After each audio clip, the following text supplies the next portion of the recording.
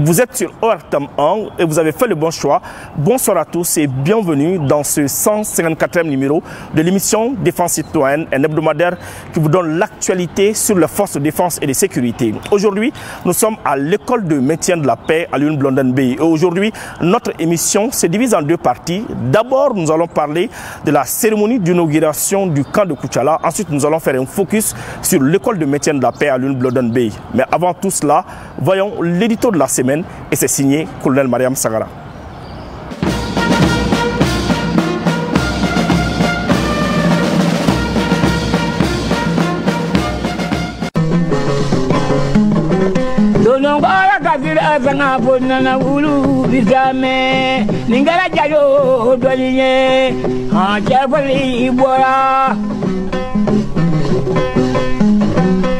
Ila mama brazula jadindo maja nyamina araba kale odo maja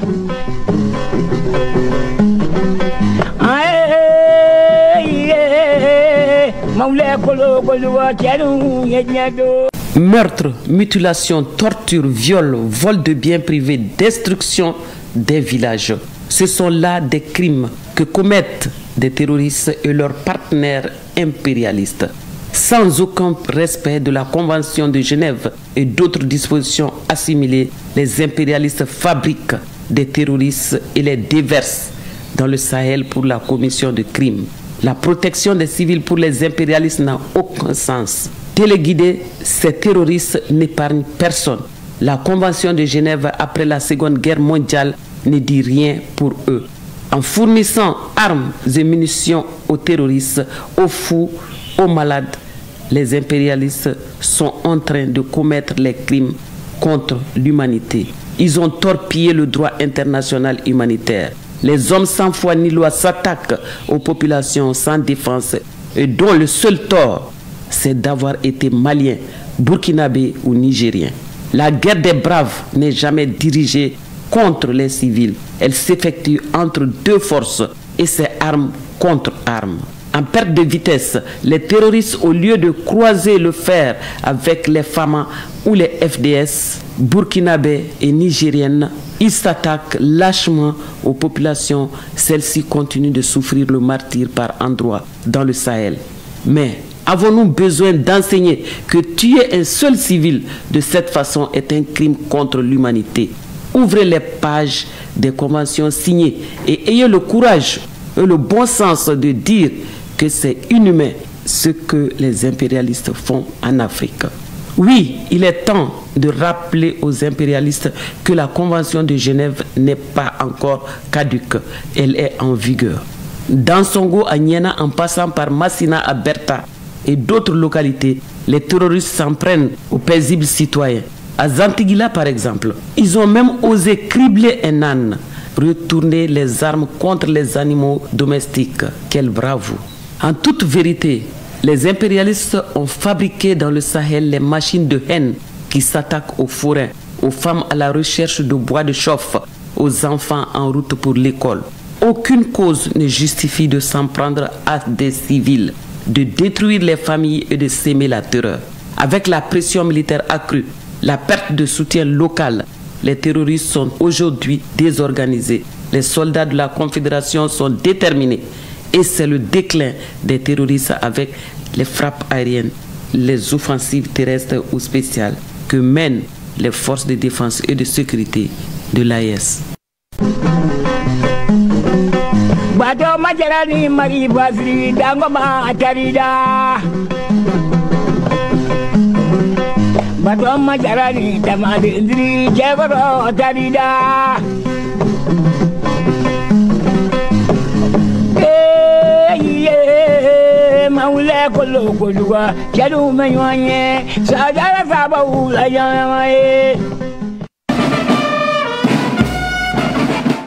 Au Mali, le maillage sécuritaire se poursuit. Le général de corps d'armée Sadio Kamara, ministre de la Défense et des anciens combattants, a inauguré le tout nouveau camp de Koutiala. Il est bâti sur une superficie de 700 hectares. Voyons les temps forts de la cérémonie d'inauguration.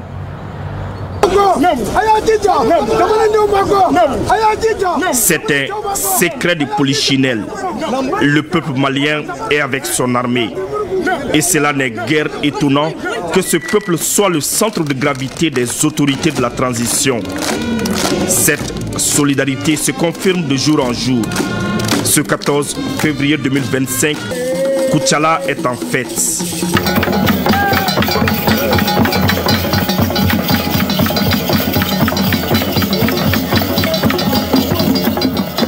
Une mobilisation exceptionnelle pour célébrer l'inauguration du camp du 83e régiment d'infanterie motorisée situé à Chikolomba dans le cercle de Molobala. Celui qui coupe le ruban est reconnu pour sa discrétion. Il s'illustre par des actions stratosphériques et dont les œuvres sont d'une éloquence inouïe. La présence assure et rassure car elle est synonyme de sécurité. Et voilà ce camp d'une superficie de 700 hectares qui veillera désormais sur cette région stratégique.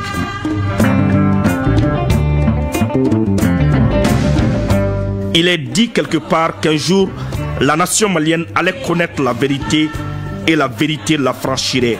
Cette prophétie s'est matérialisée pendant cette transition sous l'impulsion du chef suprême des armées, le général d'armée Assimi Goïta. Et les habitants de la seconde ville la plus industrialisée du Mali manquent de mots pour exprimer leur gratitude envers ceux qui ont réarmé le moral des 23 millions de Maliens et par ricochet celui de tout un continent.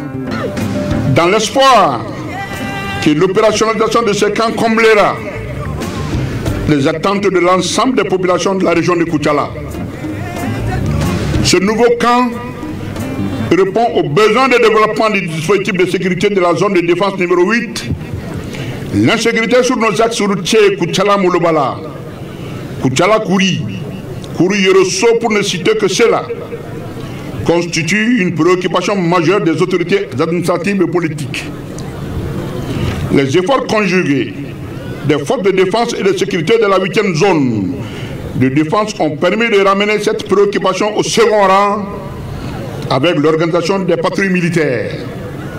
Ainsi, c'est le lieu d'inviter toute la population à la vigilance et à une saine collaboration avec nos FAMA qui font un travail titanesque. La position et l'architecture de la nouvelle infrastructure militaire sont le fruit du génie créateur des autorités de la transition. Ici, rien n'est laissé au hasard. L'élégance se conjugue aux impératifs militaires pour offrir un cadre idéal aux éléments du 83e régiment d'infanterie motorisée. Koutchala kayin kono a farala ka kurawrew kan santa kɛra bugunita kɛra an bɛ ka Koutchala ta de kɛ bi kayin ye régiment de a kan ka 83e régiment d'infanterie motorisée de abrité baara in kɔni ye programme belebele de ye régiment saba inauguration kɛra halisa a tɔ ye régiment fila ye n'o ye Djemata ni Kitata ye. L'installation du 83e régiment d'infanterie motorisée dans ce camp permettra aussi et surtout d'améliorer la sécurité dans le quadrilatère Wurikela, Mao, Boura, Yorosso, de favoriser la circulation des personnes et des biens, de réduire considérablement le délai d'intervention en cas de menace. En plus d'accueillir ce régiment, ce camp, dans un avenir proche, abritera un centre d'entraînement tactique et d'aguerrissement de l'infanterie, de l'armée de terre. Il constituera un espace essentiel pour la préparation opérationnelle de nos troupes, renforçant ainsi leur capacité à faire face aux défis sécuritaires actuels. L'armée de terre est certes bénéficiaire de ce joyau, mais c'est une infrastructure de tous les FAMA, en premier lieu, car bâtie sur une superficie de 700 hectares, pourra abriter dans un futur proche d'autres infrastructures, d'autres armées et de services. Si le génie est l'omniscience qui circule en l'homme, alors les autorités de la transition en ont à revendre à profusion. Faire face à la guerre asymétrique Assurer la formation et continuer à offrir de magnifiques infrastructures aux hommes n'est pas à la portée de toutes les armées. C'est comme si on avait force ou nous en corolé, on les renforcer. Donc avec baranoya kosebe. Donc en bas nous au jamakulum mena blanc c'est ça. Jamana deun population ku deme fene ka barala bara tobe noya chokomna sécurité be basigi kuchala région kono chokomna. Ni kuchala région basigira abe région ton fene chamam basigi. Ou ka famia fene parce que kuchala région particularité fene minier. Ou bien frontière de là, surtout quand il y a une frontière qui est donc, barok kononana, en bécan hakli tout au rôle ni jatke wale moro, nous béca fokou na bembe aussi, angeboa kalama jona, ka kumbe ou de kafsa kosebe, avec population bla, ou bien ce kuka baraoke sans problème. La marche de la sécurisation des 1 241 238 km² de superficie se matérialise de jour en jour. Nia a san kelen ni kalo dama damani ye président ya nyamaria kangana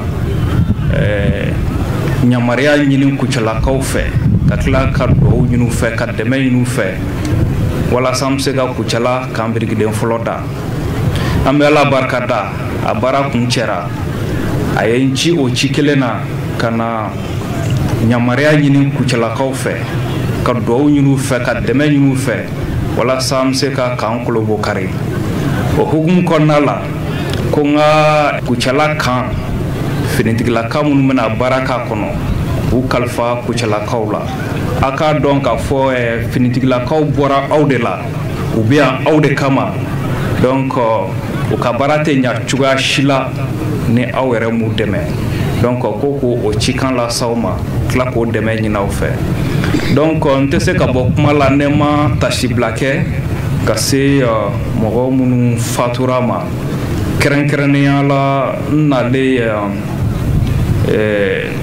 kambirgi den folo dalila ntara jamana kuntigi fe me binya sura le fatura mer bora sisan ka dangando ka fatulu fo donc ambe do udo oluye ka klaka do udo mo fen ni tora malikola ambe ala deli ala ka hinu ubela jelena ala ka yafa kuma mo fen mangene ambe ala deli ala ka kenea do luma anga findigla ka mumbe bolola nu yere se gote ambe ka bara minke wala so se ku yere soro ambe ala deli ala ka sedama ala ka fangadama wala so se ku yere soro kana yere soro ani baram dam ne ngon fa anga se ku lawa ngon fe donc me folibla ku chala ka bela jelena ni jama imba yira ka fo kuchala kaube kuchala fe aba yira ka fo kuchala kaube mali fe aba yira ka fo kuchala kaubu ka arme fe donc albi arme kalfalenu kuchala bela anga haklito anga armela ne ala sona anga jamna be baski haketo boka. Les habitants de Kuchala se sont déjà appropriés le nouveau camp et ils rassurent les occupants de leur entière collaboration. C'est là non seulement à travers leur savoir-faire culturel, mais aussi et surtout à travers des bénédictions des légitimités coutumières et religieuses.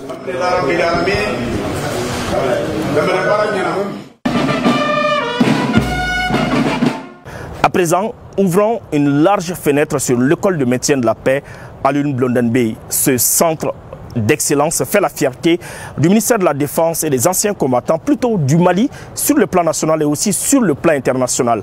Pour l'occasion, nous nous sommes entretenus avec son directeur, le colonel Suleiman Sangaré. Suivons cet entretien.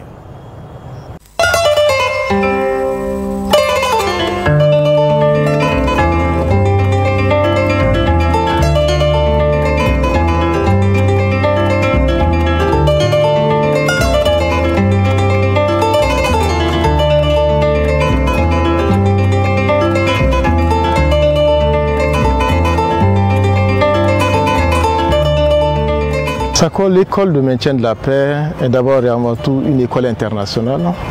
C'est un centre d'excellence spécialisé dans le domaine de la formation, de la recherche, de l'analyse, de l'intervention sur toutes les questions qui concernent la paix, la sécurité, non seulement en Afrique, mais également dans le monde. Cette école est sous la tutelle du ministère de la Défense et des anciens combattants. C'est une école qui a une vocation panafricaine avec un rayonnement international, reconnue par les Nations Unies, reconnue par l'Union africaine. Et c'est la raison pour laquelle au niveau de l'école de maintien de la paix, nous avons ici des certificats qui sont validés par les Nations Unies. Pour y accéder, ce n'est pas compliqué. Il y a deux voies. Il y a ce qu'on appelle la voie institutionnelle. Ensuite, il y a la voie personnelle et individuelle. La voie institutionnelle, c'est l'école qui écrit à différents services, à différents départements ministériels, pour leur dire qu'il y a des formations qui sont là, qui pourraient les concerner. Et si ils sont d'accord, ils peuvent nous envoyer des stagiaires. Ça, c'est la première voie qu'on appelle la voie institutionnelle. La deuxième voie, qui est la voie individuelle privée, ça concerne surtout les étudiants, les chercheurs, les gens qui s'intéressent au domaine de la paix. Comment ils peuvent faire? Ils peuvent postuler en ligne. Nous avons un site qui s'appelle www.empbamako.org. Ils vont sur ce site-là. Et sur ce site, ils postulent pour le stage qui les intéresse.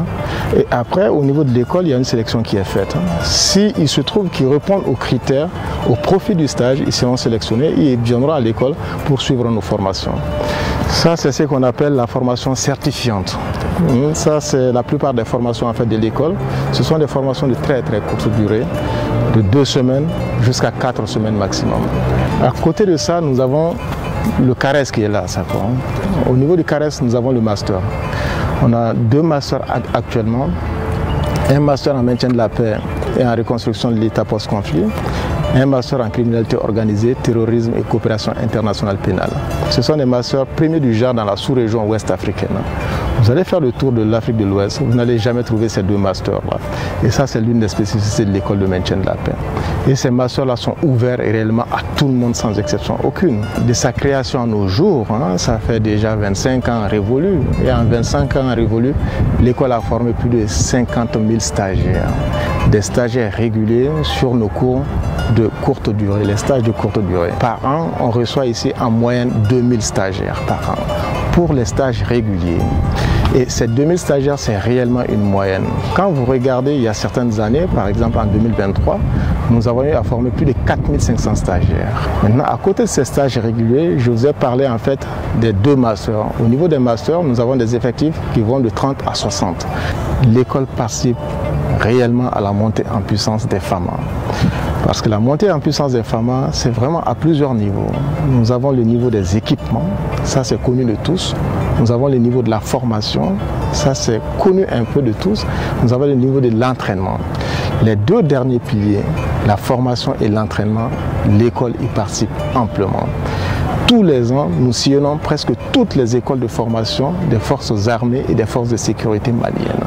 Nous avons ce qu'on appelle des équipes mobiles de formation, Mobile Training Team, des équipes de formateurs de l'EMP qui vont dans d'autres pays et qui vont former d'autres personnes, des civils, des militaires, des policiers. Et nous souhaiterons que l'AES qui vient d'être créée bénéficie également en fait, de cette formation, de ces formations de l'école. L'impact de la formation, vous savez, les produits que nous formons ici, ce sont des gens qui participent pleinement aux opérations, soit de soutien à la paix, des opérations organisées par l'Union africaine, soit des opérations de paix organisées par les Nations Unies. Mais à côté de tout ça, dans différents services, vous avez des produits de l'EMP, autrement dit, des anciens stagiaires de l'EMP, des anciens auditeurs de l'EMP qui tiennent réellement leur rôle. Et grâce à leur passage ici, ils ont généralement eu des promotions. Et nous avons pas mal de retours dans ce sens-là. Autrement dit, l'EMP sert également à créer une chaîne, un réseau pour le maintien de la paix, pour le maintien de la stabilité, pour la consolidation de la paix en Afrique ici.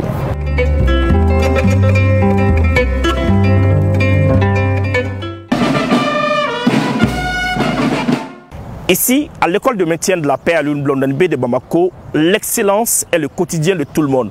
Les stagiaires qui entrent ici suivent une formation exceptionnelle, une formation qui conjugue à la fois théorie et pratique.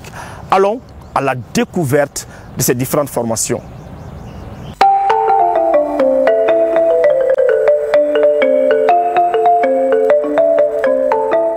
Le portail, une fois ouvert, l'univers du savoir et de l'expertise de l'école de maintien de la paix à l'Union Blondin B de Bamako vous éclaire grâce à sa magie et vous ne serez plus jamais la même personne. Son génie, à travers des méthodes révolutionnaires, vous dote de compétences inouïes. Il s'agit de celle qui conjugue à la fois sagesse, discernement et saveur. La saveur ici relève du goût de la quête d'une paix durable. Mais le directeur de l'instruction de ce centre d'excellence nous donne une meilleure définition de l'école. La formule qu'on devrait retenir, c'est une fabrique des acteurs du maintien de la paix, aussi bien sur le continent que sur la scène internationale. Ici, la connaissance est servie comme un buffet concocté par le meilleur chef étoilé. Il suffit de se faire plaisir. Actuellement, 2 sessions de stage sont en cours. Mais avant d'accéder à la salle des stagiaires de l'appui au processus électoral APE, les murs chargés d'histoire vous murmurent toute l'expérience et l'expertise de l'école.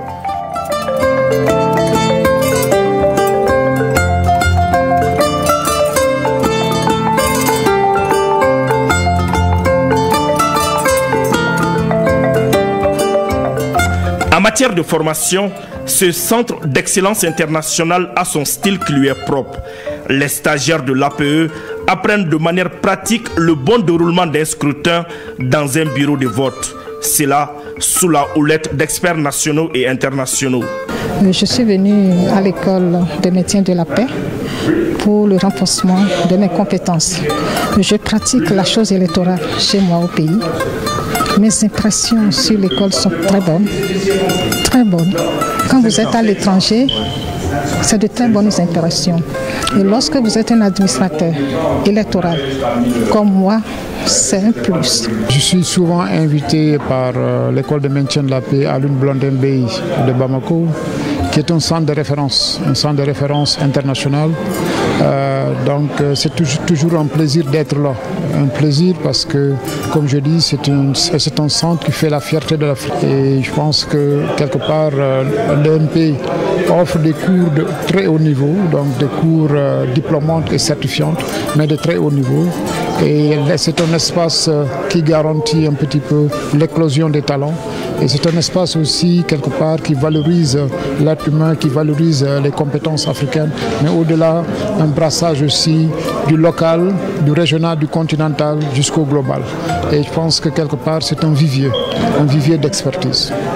L'intérêt ici, c'est que les processus électoraux en Afrique sont souvent complexes et ça donne lieu souvent à des contestations de résultats, donc ça donne des troubles au niveau des pays. Donc c'est pour corriger cette lacune que l'école de maintien de la paix a organisé cette session pour permettre à ce que des spécialistes des élections donc, puissent mieux comprendre le processus et aller appliquer dans leur pays et augmenter de façon continue la taille donc, de l'expertise électorale et aussi le partage d'expérience dans les pays africains. Dans une autre salle, ces stagiaires sont concentrés sur l'intervention de l'instructeur du jour. Après près de 2 semaines de formation, la gestion de la logistique dans une mission des Nations Unies n'a plus de secret pour eux. Certains parmi eux sont plus que bluffés par la méthode EMP. Je suis venu trouver une formation de qualité ici qui peuvent exister dans d'autres structures au Mali, mais ce qui m'a impressionné et qui fait l'unicité à mes yeux de l'EMP, c'est la rigueur, la consistance et surtout l'entretien des locaux. Ça m'a vraiment impressionné. Moi, je pense que je dirais plutôt à l'EMP et aux autorités du pays d'étendre de telles formations aux autres Maliens parce que je suis venu, j'ai vu la qualité, la nécessité, la pertinence surtout. Donc je ne peux que conseiller aux autres étudiants maliens et travailleurs maliens de chercher des stages à l'EMP. À mon niveau, je peux dire que dans mon domaine de base, qui est la logistique, dans une entreprise privée, je me suis rendu compte qu'il y a pas mal de choses qu'on ne faisait pas forcément dans le privé, mais qui existent au niveau de l'ONU. Et ce sont des choses vraiment essentielles parce que ça cadre aussi effectivement avec mon objectif professionnel qui est par la suite pouvoir intégrer une mission de maintien de paix. Si la personne veut une formation de qualité et une formation pour être sûr de s'assurer un niveau professionnel vraiment haut, il faut vraiment venir à l'EMB. Nous sommes là pour le stage de la logistique des Nations Unies et le but principal de ce stage vise à apporter donc aux stagiaires la compréhension sur les processus donc des Nations Unies et le processus logistique des Nations Unies, mais aussi sur la compréhension du système de remboursement et la planification logistique. Vous l'aurez certainement remarqué, les cibles de l'EMP sont très diverses. Qu'elles soient militaires, civiles ou policières, des modules sont taillés sur mesure pour chacune d'entre elles. L'école de maintien de la paix n'est pas qu'une institution militaire, elle intervient également dans le domaine civil. Ça, je peux prendre l'exemple sur le projet de renforcement des capacités des femmes vectrices de changement pour une paix et un développement inclusif au Mali qu'elle a exécuté. Aujourd'hui, nous avons mis en place des vecteurs de changement. C'était ça l'objectif. Et à la fin de ce projet, ces vecteurs existent aujourd'hui en tant que femmes, en tant qu'hommes, car ils ont posé des actions concrètes. Et parmi ces actions concrètes, nous pouvons citer quoi? Quand on a commencé, par exemple, dans la commune de Baguineda, on avait une des participantes qui était conseillère communale. Et grâce aux compétences et au savoir-faire qui ont été transmises par le RECAFEVEC et par l'école de maintien de la paix, cette dame est devenue la maire principale de Baguineda. Et quand elle est devenue maire principale, elle a pu rehausser le taux de mobilisation des recettes communales qui était de 300 millions et qui sont passés à 4 milliards de francs CFA grâce aux compétences qu'elle a acquises, grâce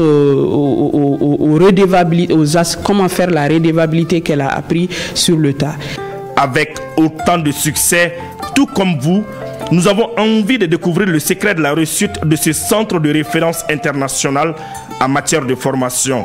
Nous avons aujourd'hui à notre niveau plus de 37 thématiques justement qui sont très actives et qui permettent justement d'aboutir en fait à cet objectif qui est le nôtre. Pourquoi nous sommes aujourd'hui, je dirais, une référence internationale? Pour plusieurs raisons. Parce que les formations que nous donnons aussi, c'est des formations qui sont axées sur la réalité en fait du terrain. C'est contextualisé. Nous ne sommes pas en fait dans la grande théorie, nous ne sommes pas dans des grands débats qui ne s'appuient pas sur des réalités locales. Deuxième particularité de l'école de maintien de la paix, ce que nos formations, au-delà de la connaissance en fait de phénomènes, c'est de vous permettre aussi d'acquérir justement les savoir-faire et les savoirs pratiques réels. Et j'en prends pour exemple des formations sur la médiation politique et communautaire où nous avons nos stagiaires qui développent des scénarios et qui les mettent justement en fait en œuvre pour qu'en sortant ici, ils sortent avec des outils aptes à être appliqués sur le terrain. Troisième particularité de l'école de maintien de la paix, c'est que toutes ces formations aussi ont pour objectif de participer justement à la paix et la stabilité à la fois au Mali et dans l'espace régional et international. Ma présence ici se traduit à travers un partenariat entre le Royaume du Maroc et la République du Mali. Et ça parce que le Royaume du Maroc fait partie du conseil d'administration de cette école. Comme vous savez, l'école de maintien de la paix, elle cherche à internationaliser son personnel et les cadres qui évoluent ici. Le travail bien fait est toujours récompensé. Si les stagiaires, après 2 semaines de dur labeur, reçoivent des attestations reconnues sur le plan international, les efforts d'un des instructeurs sont couronnés par la médaille du mérite national. On ne sait jamais, peut-être qu'un jour vous ferez partie des stagiaires. Mais en attendant, nous vous laissons apprécier l'ambiance de la cérémonie de remise d'attestation.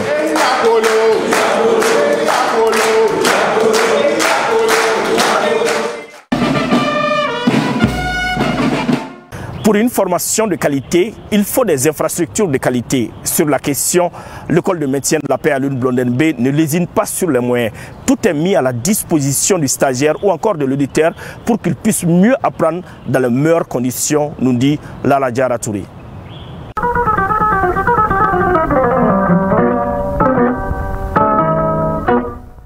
Elle occupe une place de choix parmi les centres de formation d'élite en Afrique, voire dans le monde. L'école de maintien de la paix Aliou Blondin Beye de Bamako s'est définie par la rigueur et la discipline dans la formation. Ces exigences riment bien sûr avec un cadre d'apprentissage à la hauteur des ambitions. Lorsque nous franchissons les portes de l'école, s'offre à nous un cadre idyllique.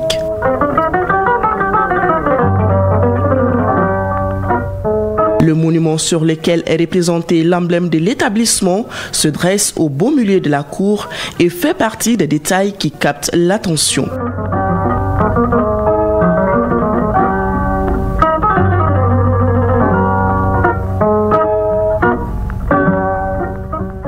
Un véritable chef-d'œuvre architectural. C'est que vous avez la colombe qui symbolise justement en fait la paix et la sécurité internationale. Ça, c'est le premier aspect. Mais il trône sur le globe, qui pour dire que justement, la vision que nous avons au niveau de l'école de maintien de la paix, les formations que nous donnons ici au niveau de l'école de maintien de la paix, c'est pour la paix et la stabilité en fait dans le monde. Et dans le globe, on met aussi en fait en exergue la carte en fait de l'Afrique. Et ça, comme vous l'aurez compris aussi, la devise de l'école de maintien de la paix, l'Afrique unie pour la paix, c'est-à-dire que aussi notre cible principale d'abord demeure les cadres civils, policiers et militaires en fait africains. Et sur cette carte, vous aurez aussi remarqué que vous avez en fait le sabre qui traverse justement en fait la carte de l'Afrique. Et ce sabre, dans l'héraldique de l'école de maintien de la paix, symbolise en fait la droiture, la légitimité et le courage de pouvoir affronter justement les questions de conflit pour les ramener justement dans un ensemble en fait de paix et de sécurité. Et aussi vous avez le rameau qui va couvrir tout ça pour que justement avec la colombe, avec le globe et les sabres et le continent africain, nous sommes justement dans cette symbolique de l'Afrique unie pour la paix, d'une institution comme l'école de maintien de la paix au service de la paix dans le monde entier, à travers justement en fait le continent africain et à travers des hommes et des femmes courageux, des hommes et des femmes épris de paix et de justice. L'école de maintien de la paix Aliou Blondin Beye de Bamako est un établissement conçu pour répondre aux standards internationaux et offrir toutes les commodités aux apprenants. Le joyau architectural comprend 6 directions. La direction générale, celle des études, la direction de l'instruction, la direction de la communication, la direction administrative et financière et la direction des recherches. Parallèlement à ces entités, l'école dispose également en son sein de 2 restaurants, d'une salle de sport, d'une bibliothèque, de logements standards et VIP pour les stagiaires et d'une salle de cinéma. Elle dispose également de grandes salles de conférences et un amphithéâtre pouvant accueillir plus de 200 personnes équipées de matériel ultramoderne. Bref, ici, tout a été pensé pour faciliter la tâche des apprenants et du personnel. L'école se doit être à niveau, non seulement au niveau de l'enseignement que nous dispensons ici au niveau de l'école, mais également au niveau de l'hébergement. Donc effectivement, pour les stages de courte durée, nous avons des chambres ici qui sont des chambres dignes de ce nom, qui permettent en fait d'héberger les stagiaires pendant la durée de leur stage. Ces chambres n'ont rien à envier aux chambres des hôtels, en réalité. Et c'est très apprécié en fait par nos stagiaires. Donc nous faisons en sorte qu'on ait un environnement qui permette aux stagiaires de s'épanouir au mieux et de se concentrer uniquement sur la formation. Le bien-être passe aussi par une bonne santé. Le principe a été compris et intégré dès la conception de l'EMP, raison pour laquelle il y a une infirmerie et une ambulance médicalisée opérationnelle prête à servir à tout moment en cas de besoin. Notre mission, c'est le suivi, surtout la prise en charge médicale des stagiaires. Comme vous le savez, l'école de maintien de la paix est une école internationale. Donc les stagiaires nous viennent non seulement du Mali, mais aussi de toute la sous-région et même au-delà. Une fois qu'ils sont là à l'école pour les stages, afin qu'ils puissent mieux suivre les cours. Et aussi la prise en charge médicale du personnel de l'école et de leur famille. Également la couverture sanitaire des différentes activités de l'école, que ce soit par exemple les séminaires ou encore les activités hors de l'école. Par exemple les exercices terrain, notamment par exemple à Samanko par exemple, ou même au camp de Djedji Koroni. Donc nous assistons les stagiaires, sinon l'équipe de stage, et vraiment à mieux les encadrer pour suivre les stages dans de bonnes conditions. Il faut rappeler que l'école de maintien de la paix à l'Oublonen-Bey de Bamako se situe en commune 4 du district de Bamako et forme dans plus de 30 domaines. Elle propose aussi des masters en paix et sécurité.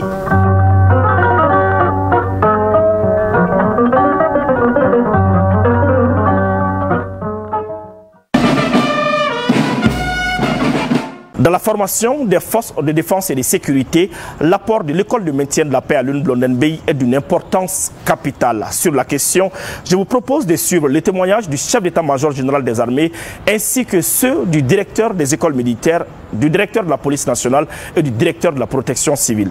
Suivons. Le règlement de cette école est vraiment remarquable. Remarquable vu l'expertise et l'espérance qu'à cette école et puis la qualité de la formation qui est dispensée. Par rapport à l'état-major général des armées et les états-majors et directions des services, cette école-là contribue remarquablement à la professionnalisation de nos forces à travers les cours qui sont dispensés, à travers l'expertise. Et je dirais particulièrement cette école contribue beaucoup à la formation au niveau des écoles militaires. Et contribue aussi vraiment à l'amélioration de la situation des droits de l'homme. On sait que la question des droits de l'homme est vraiment cruciale au niveau des forces armées maliennes. C'est une question qui est prise très au sérieux. Il y a des programmes de master, effectivement, qui sont dispensés au niveau de l'école de maintien de la paix. Tout ça, ça rentre dans le cadre de la profession des forces armées maliennes. Et notre supérieur qui est à un certain niveau, on a besoin vraiment de se qualifier davantage, de comprendre un peu, avoir une certaine ouverture d'esprit et puis comprendre encore vraiment l'environnement géopolitique dans lequel nous nous trouvons. Et c'est avec une grande fierté que nous parlons de cette école qui a un rayonnement vraiment international et nous saluons vraiment tous les efforts qui y sont fournis par le ministère de la Défense et la contribution du état-major général des armées c'est là. Et nous réjouissons parce que c'est nous qui sommes les bénéficiaires. Ça ne peut que nous réconforter dans notre démarche et nous saluons vraiment cette contribution de l'école de maintien de la paix dans le cadre de la professionnalisation et de la montée en puissance des forces armées maliennes.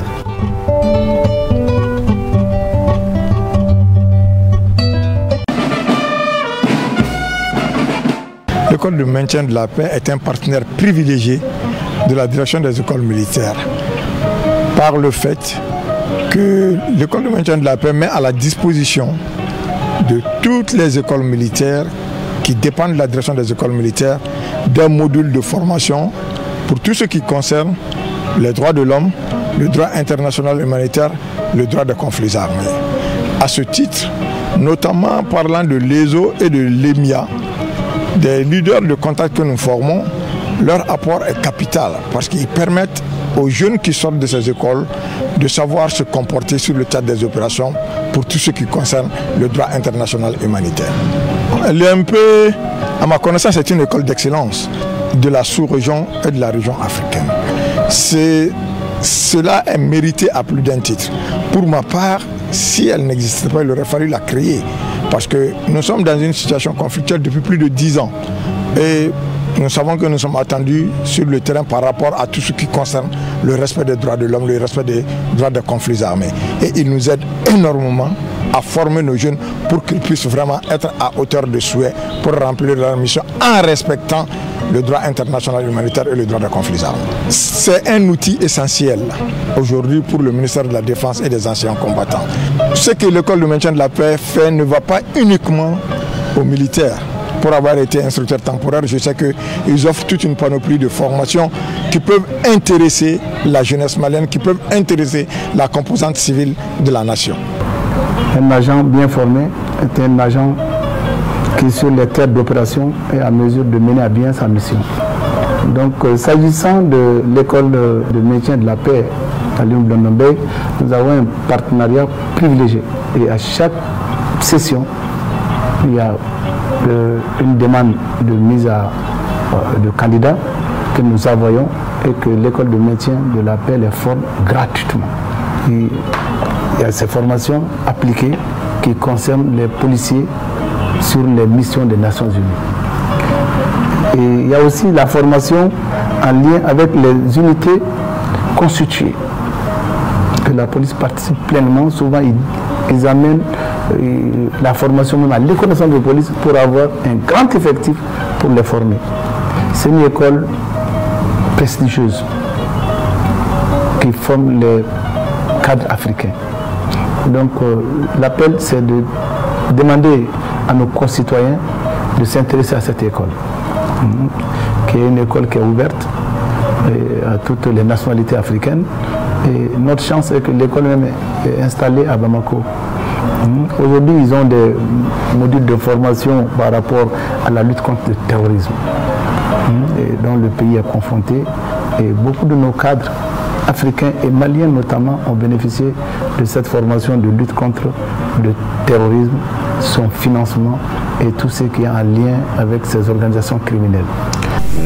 Avec cette structure, nous entretenons de très bonnes relations et nos domaines de coopération sont quand même assez variés. Et je vais citer certainement le domaine le plus fort, ça c'est le domaine de la formation, dans le cadre également de la collaboration. Nous venons également en appui à l'administration de l'école de maintien de paix. Et maintenant, dans le domaine de la formation, je dis bien que chaque fois que nous sommes sollicités par l'école de maintien de paix pour animer une formation quelconque, surtout dans le domaine de la gestion des crises et catastrophes, l'EMP a toujours sollicité le concours de la protection civile. Et nous avons toujours procédé à la mise à disposition, n'est-ce pas, d'instructeurs, d'experts pour animer les panels en ce qui concerne les ateliers ou les séminaires. Maintenant, les formations relatives dans le domaine de la protection civile, nous sommes également sollicités pour fournir effectivement des stagiaires. Et voilà, ces stagiaires, le plus souvent au retour, nous constatons effectivement que leur capacité, n'est-ce pas, d'évolution a beaucoup progressé. Parce qu'ils apprennent beaucoup, je crois, au cours de ces années, de ces ateliers et de ces séminaires. Et chaque fois qu'il y a une formation qui intéresse en tout cas le domaine de la protection civile, l'école nous a toujours sollicité, soit par le biais de l'école de l'état-major général des armées, soit par le biais du ministère de la Défense, soit par le canal du ministère de la Sécurité. Des candidats ont toujours été fournis par la protection civile pour assister en tout cas à des séances de formation au niveau de l'école de maintien de la paix. Et c'est pourquoi je voudrais bien profiter, n'est-ce pas, de votre micro pour remercier très sincèrement le directeur de l'école qui ne ménage aucun effort pour en tout cas intéresser le personnel de la protection civile, surtout en cette veille, n'est-ce pas, de la militarisation de cette structure. Il le sait bien, il sait qu'il y a des formations qui nous intéressent et chaque fois que nous sommes intéressés, il nous a toujours fait appel pour fournir des candidats.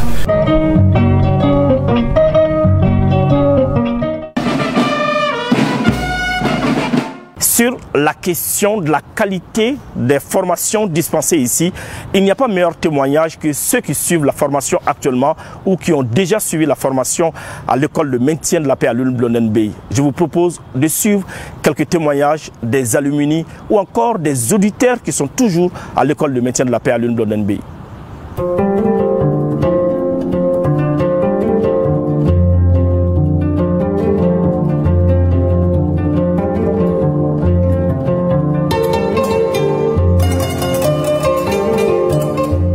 Faire mon master en maintien de la paix et reconstruction de l'État post-conflit au Mali est une fierté, déjà pour commencer. On fait partie des centres d'excellence de l'Union africaine. On est d'ailleurs le seul centre bilingue. Donc avoir à disposition au Mali un centre d'une telle excellence, en plus de ça en partenariat avec des écoles internationales, donc notamment Sciences Po Grenoble, le choix était vraiment une évidence. J'ai choisi le meilleur endroit en fait. Et en tant que, juriste de profession et pour avoir passé une quinzaine d'années d'expérience professionnelle sur le terrain, à conseiller des entreprises, à conseiller des partenaires privés, je me suis dit à travers ce master, je vais m'informer davantage sur cette nouvelle problématique qu'est le terrorisme, la criminalité organisée. Je pense que je ne me suis pas trompé. Je suis venu au bon endroit et au bon moment. C'est un master assez pratique. Si on va essayer de segmenter la formation, c'est environ 90% de pratique et 10% de théorie. J'avoue que nous sommes vraiment accompagnés. Il y a des professeurs de qualité, des renommées internationales et nationales aussi, qui nous accompagnent, qui nous coachent, qui nous donnent des informations afin que nous puissions relever les défis futurs. Très satisfaite de la qualité de l'école, du traitement qu'on reçoit ici. Il faut le mentionner, le choix des modules, parce qu'on fait un master en terrorisme, en criminalité organisée et en coopération internationale pénale. Et je dirais que pour un domaine aussi diversifié, on a la crème de la crème en matière d'intervenants. Oui, honnêtement, je suis satisfaite. J'ai trouvé une école qui est terre à terre, qui n'est pas hors sol. Malheureusement, très souvent dans les écoles internationales en dehors du continent, on fait face à de l'enseignement très théorique, très peu en rapport avec nos réalités ici, alors qu'on a accès à l'école du maintien de la paix, à des experts qui sont ici, qui sont sur le terrain, que ce soit au Mali ou à l'extérieur, mais en tout cas qui sont en phase avec les réalités du pays. Également, on est dans notre quotidien, donc vraiment très satisfaite de la qualité de l'enseignement, des experts qui nous sont mis à disposition et de la façon dont on va pouvoir et dont est appliquée la théorie à la réalité du terrain pour nos ambitions futures. Si je dois reprendre ce choix, je le ferai volontiers. Je suis très satisfait parce que c'est juste parfait ce qui se passe et je voudrais encourager les responsables de l'école à parler davantage de l'EMP parce que j'avoue, moi je suis venu ici, on va dire par un coup de chance. Je ne savais pas qu'il y avait une telle école. C'est vraiment un joyau et il faut que les responsables de l'école essaient d'aider la jeunesse, n'est-ce pas, pour que l'information sur le contenu de l'école, les programmes, soit connue afin que nous puissions renforcer nos compétences. Parce que très souvent, on pense que c'est en Europe, c'est dans les pays occidentaux qu'il y a la crème en termes de formation.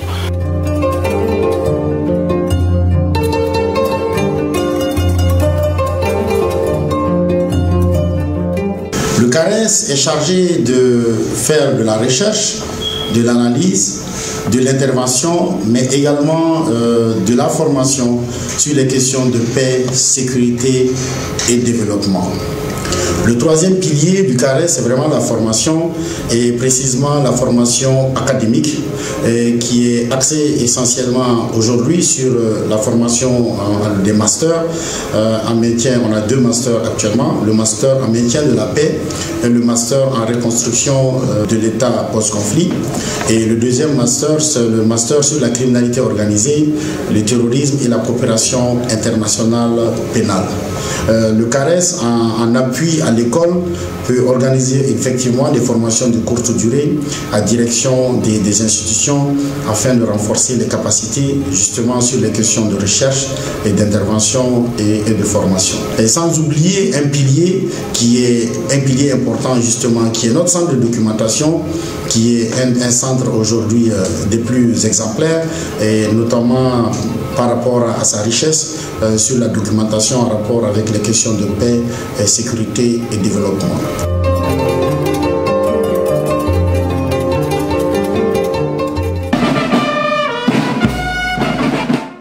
La police nationale a un tout nouveau directeur. Il se nomme le colonel Youssouf Kone.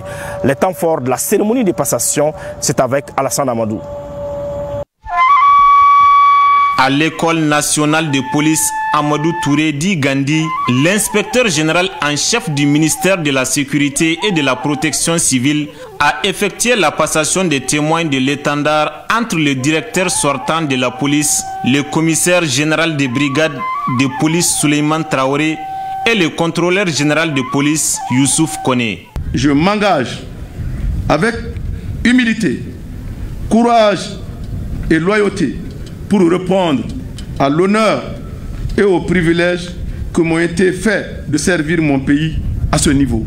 Je me dédie enfin à poursuivre sans relâche l'édification d'une police disciplinée, professionnelle, moderne, forte et proche de la population.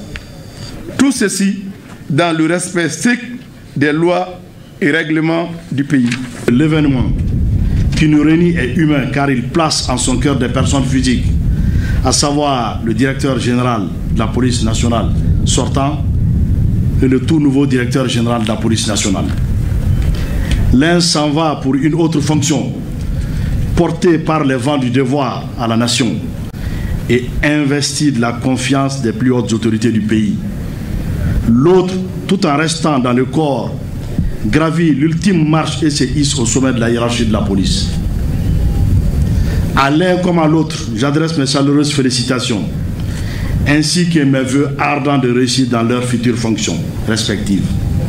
Je prie le Tout-Puissant, afin qu'il vous accorde une santé de fer, une disponibilité inébranlable et un engagement sans faille. Toutes choses absolument indispensables pour la réussite de vos nouvelles missions. Le directeur sortant, le commissaire général de police Souleymane Traoré, est désormais appelé à exercer les fonctions du gouverneur de la région de Ségou.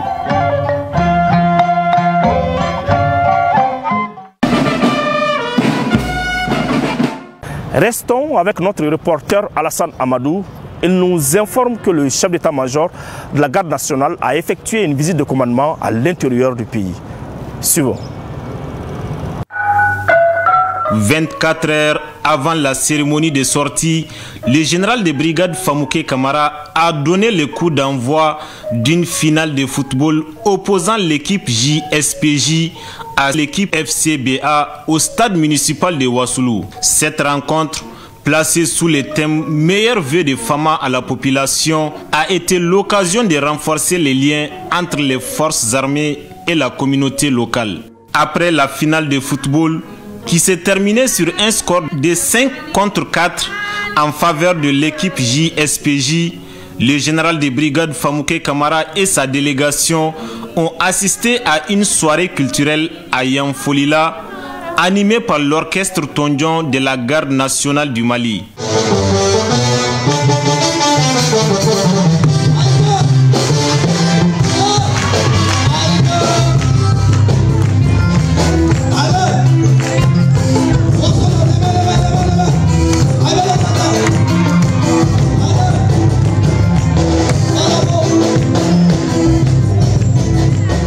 Cet événement, bien plus qu'un simple spectacle, a illustré l'engagement des forces armées maliennes à renforcer les liens avec la population civile à travers l'art et la culture.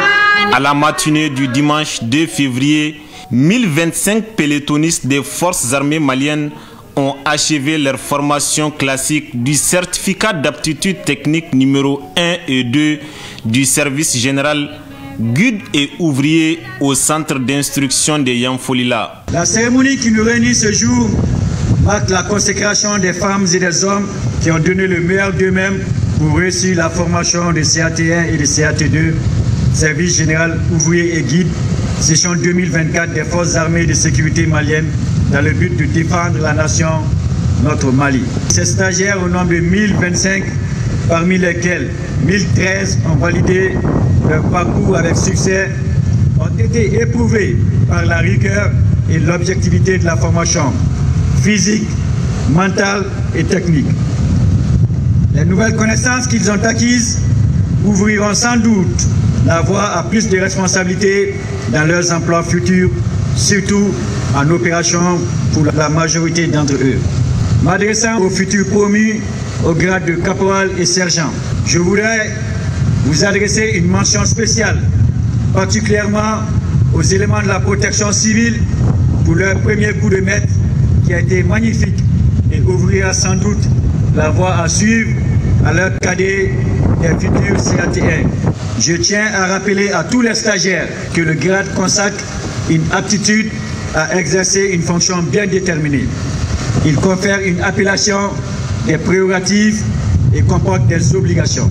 Après la cérémonie de remise des attestations aux futurs sergents et caporaux, le général de brigade Famouké Kamara et sa délégation ont fait une visite de courtoisie aux autorités administratives et coutumières de Yanfolila et de Bougouni, avant de retourner à Bamako.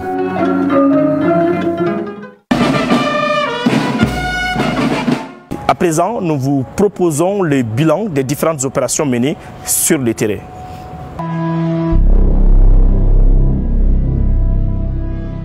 Maintenant, le soleil se couche le matin pour les terroristes. L'armée malienne assure et rassure.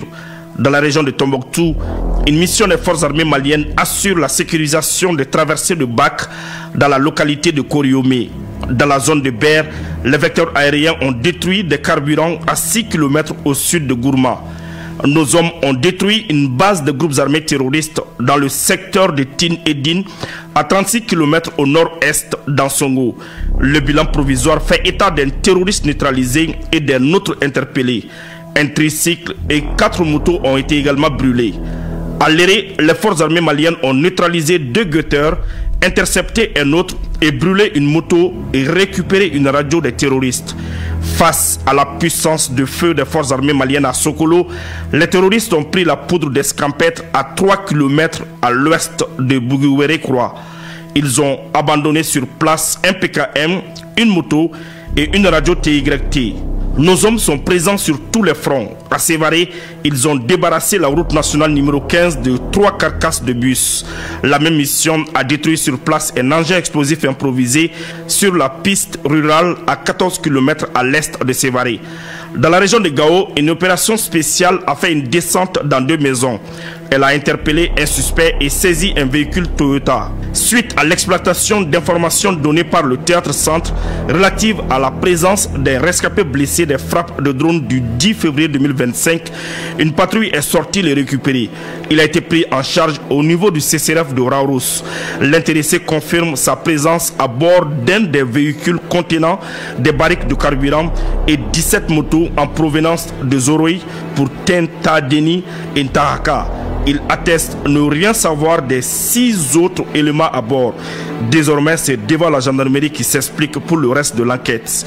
Les forces armées maliennes assurent également la sécurisation des convois civils sur la route nationale numéro 17. À Léré, les forces armées maliennes ont neutralisé 2 terroristes, interpellé 2 suspects et détruit un véhicule Toyota. Une position terroriste a été démantelée à 8 km au nord de la ville de Sokolo. L'opération a aussi permis de neutraliser 2 terroristes et saisir un PKM et 2 motos. Au nord-ouest de Djabali, une mission de reconnaissance offensive a récupéré une moto et 61 têtes de bêtes. 5 terroristes neutralisés, 5 PU, 1 PM avec chargeur, une tenue Fama camouflée, un kit Starlink. C'est le bilan d'une mission de reconnaissance offensive à Zouera, à 51 km au nord-ouest de Goundam. À la mairie de Degoferi, un détachement des forces armées maliennes a remis 90 têtes de bétail saisies aux terroristes à Singo-Rangambé, à 7 km au sud-ouest de la ville. À Niafunke, une patrouille Fama a neutralisé 6 guetteurs, interpellé 2 suspects et détruit 2 motos piégées. 4 guetteurs neutralisés, une carabine chinoise a été saisie par une patrouille dans la localité de Massina. À Boulkessi, les forces armées maliennes ont détruit sur place 2 engins explosifs improvisés. Une opération spéciale dans les secteurs de Taglit et Abanko sur la route de Tessalit, respectivement à 35 km et 55 km au nord d'Aguelok, a neutralisé 4 guetteurs à Taglit. Aussi, 2 talkie-walkie, 5 pièces d'identité ont été récupérées et 3 suspects interpellés sur la mine d'or de Abanko. Les forces armées maliennes ont détruit une base terroriste et récupéré du matériel abandonné par l'ennemi. L'offensive se poursuit dans la région de Badiangara. Elle a permis de neutraliser 6 terroristes et récupérer 2 fusils, du matériel de communication, dont une dizaine de radios, des tenues et des chaussures. 6 engins explosifs improvisés ont été détruits sur place. À Tombouctou, les FAMA ont neutralisé 5 guetteurs et récupéré 5 véhicules abandonnés sur place. Lors d'une patrouille dans le secteur de Gossi, à 60 km de la ville, les FAMA ont neutralisé 3 terroristes et récupéré du matériel, dont un pick-up, 2 talkie-walkie TYT, une boîte chargeur, un maillon de calibre 7,62 mm, 2 cartouchières, un ceinturon militaire, des kits médicaux, des tenues militaires et une moto détruite. 2 suspects terroristes ont été interpellés à Kona. Les FAMA ont neutralisé 4 terroristes, y compris Osama Abdou Anne, à 60 km au nord de la localité de Gossi, dans la région de Gao, le 15 février 2025. Des équipements militaires, un pick-up et des matériels entrant dans la fabrication d'engins explosifs improvisés ont été récupérés. Le terroriste Osama Abdou Anne, longuement recherché, était le principal coordinateur de la logistique des terroristes entre le Gourma et le Haoussa. Les opérations se poursuivent.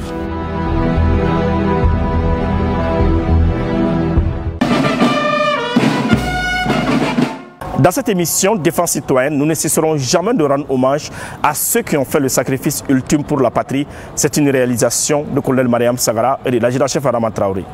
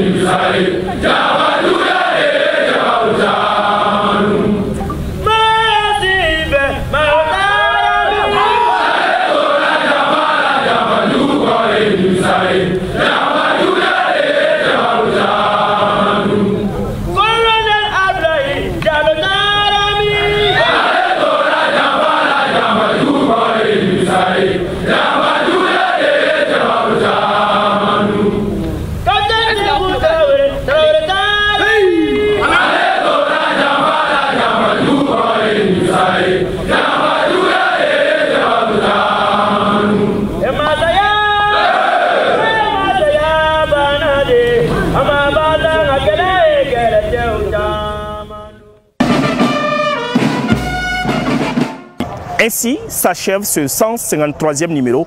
Merci de l'avoir suivi. Un grand merci à toute l'équipe de production. Nous vous donnons rendez-vous la semaine prochaine, Inch'Allah.